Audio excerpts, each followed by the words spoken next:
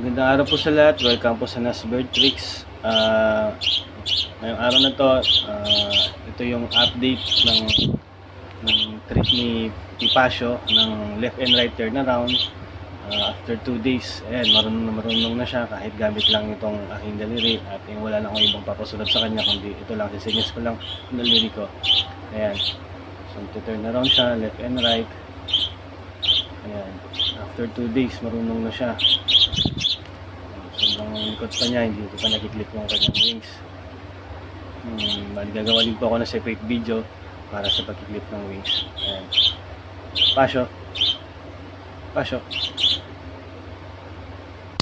Bird Pacio. Ayan.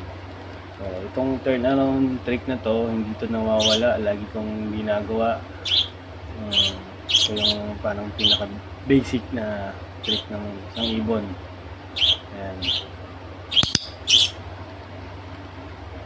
Marunong na siya.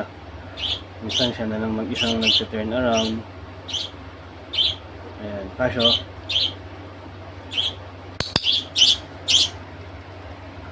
Pagka nag-train po kayo ng turn around, dapat gawin nyo ng left and right.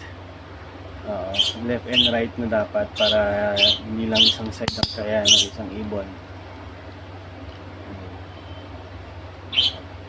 Ayan, si Pacio. Good na, Pacio. Pagka hindi pa kasi nakiklip ang kanilang mga pakpak, talagang mawalan din sila na focus, ilipad sila kung saan saan. Buti na lang itong nitulayan ko yun. Walang masyadong hindi siya open o close siya, bintana, close. Ayan. Basta tuloy-tuloy nyo lang po yung pagtitrain, hindi yung mawawala yung turnaround na yan. Sa susunod na video, tatry ko naman yung tunnel trick. Maraming salamat po.